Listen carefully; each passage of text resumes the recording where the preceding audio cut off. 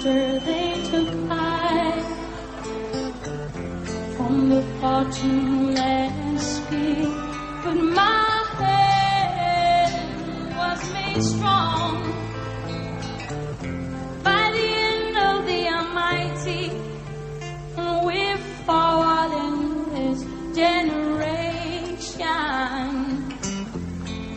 triumphantly, and won't you help to sing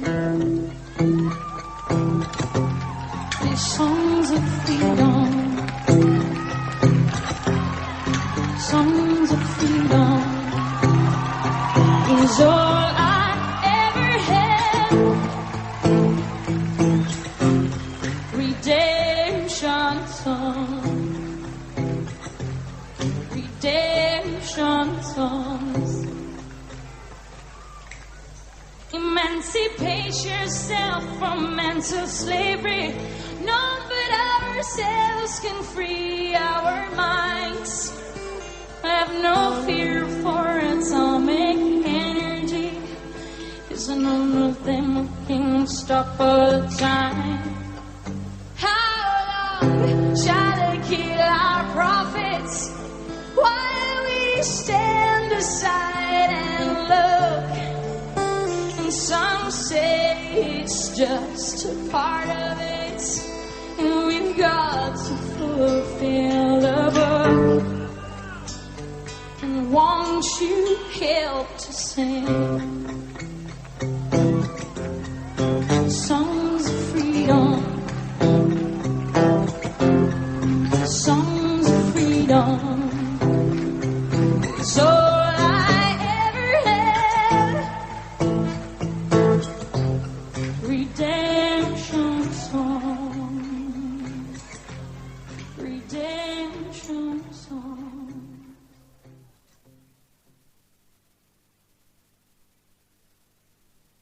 Welcome again, everyone, to Mike Montagne on Mathematically Perfected Economy and Absolute Consensual Representation.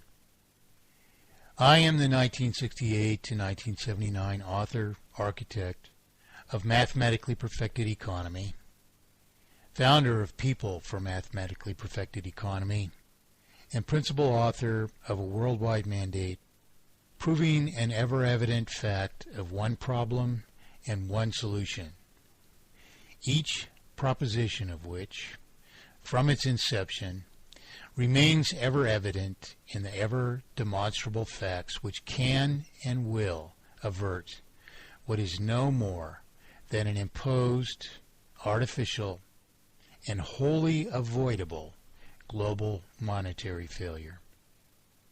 These programs pertain to my original, ever unrefuted 1968 thesis that any purported economy subject to interest inevitably terminates itself under fatal, artificial sums of insoluble debt, and that there is one and one only integral solution for the categoric faults of the pretended economies which have been imposed upon the world, a singular solution which, for over 35 years, we have called Mathematically Perfected Economy. Likewise, I am the original author of computer models proving this thesis of inevitable failure and singular solution, which models, in fact, were provided to the Reagan administration and, in 1983 and 4, projected that the present global imposed lie of economy would suffer its inevitable failure at approximately 2010 AD. Unless, of course, either the governments of the world or the people adopted mathematically perfected economy by the very prescription now embodied in the present mandate, which transforms each and every present system of exploitation into mathematically perfected economy, not only immediately, but even without cost. Over 40 years of advocating a fact of inevitable failure and singular solution, every United States president since and including Gerald Ford has been presented a proposition of mathematically perfected economy. Today, likewise, every government of the world persists likewise in perpetuating the crimes of these pretended economies, not by proof of justification, because there is none, but instead, of course, by no more than evasion. If we are to spare ourselves the terminal consequences, therefore, of perhaps the most monumental crime in history, we, the people, must not only master the causes of our present predicament, we must master a fact of one solution, of a readily understood fact of one actual, just, sustainable, mathematically perfected economy. And we must likewise recognize that if we are ever to have such a thing over the present denial of representation, that our dire need is to reassert the principles of liberty, justice, and representation which serve us only because men who came before us too did so, as the conditions of their time likewise made rectitude necessary. The original work we discuss here is the most vastly plagiarized and compromised monetary thesis in history. Now, unfortunately, we must understand its recent imitations too then, if we are now, under critical circumstances, to recognize and to unite upon a fact the work before you proved over 40 years ago, that there is, in fact, one solution, one and one only fact of a mathematically perfected economy. Thus, if it were not for all the plagiarism and division, we might have had solution long ago. Thus, even from its beginning, this original thesis of mathematically perfected economy disproved every recent pretended contending proposition of solution over 40 years ago. From its very inception, mathematically perfected economy was a proof of singular solution, a proof that nothing else solves the categoric faults of pretended economy, that nothing else truly solves the fundamental causes of the present artificial failure. These programs, therefore, apprise the people of the various countries of the world how to transform the systems of exploitation which have been imposed upon us into mathematically perfected economy. 8 initial introductory programs are best negotiated in order, as previous material develops a vital background for what follows. Links to archives of this and previous programs are available at tnsradio.com under the category Mike Montagne and through the domain perfectedeconomy.org.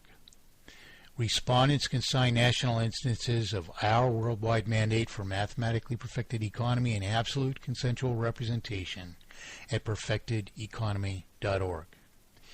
This program is broadcast regularly at 2 p.m. Pacific Time, 10 p.m. UTC, each Saturday, today on January 15th, 2011, from TNS Radio. TNSradio.com, Tirnasar, Land of the Free. Original material copyright and trademarked by Mike Montagne. All rights reserved. I was asked to do several interviews this week. Wednesday, the New World Order Resistance intended to do an hour show, in the course of which we recorded over 7 hours of material. Today, I'd like to share the first half of that material, a part one of the resultant interview. Next week, I'll share the second half of Wednesday's material, and the following week, circumstances permitting. In the interim, we should be able to record a third concluding segment, elaborating particularly on immediate solution. In the course of the present New World Order resistance interview, I suggested a different proposition. That instead of resisting a New World Order, we should become the New World Order that a free and just people must intend. Although at times we were not formally recording for their eventual program, substantial important material was discussed during recording breaks. I have included some of this in the following presentation. Unfortunately, substantial such informal discussion was interrupted or broken by background noise, so I was unable to include substantial important discussion in some of the informal inclusions. Likewise, the format of this interview sometimes adopted a roundtable format. Understanding the purposes of including relevant material, hopefully the following sessions will easily be followed.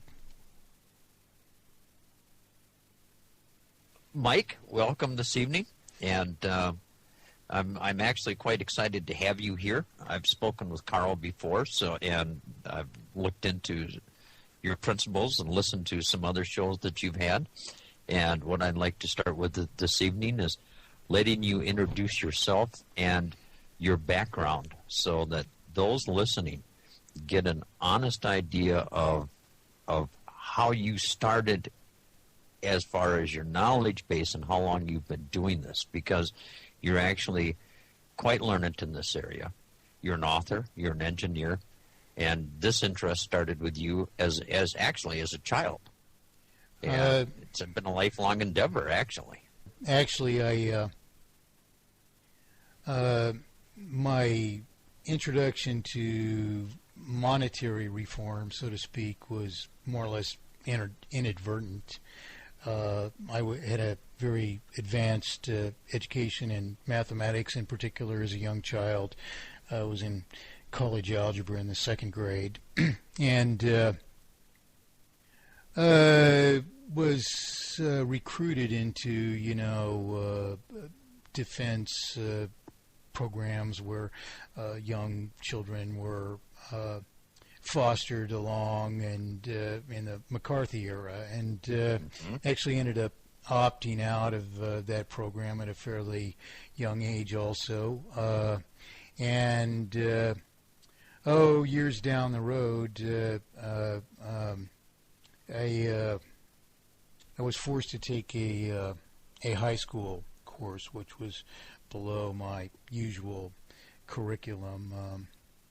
I'm a student, A+ student in mathematics, never missed a problem in a test through all of high school, and I'm proving the Pythagorean theorem off the top of my head and things like this, and awing the faculty, and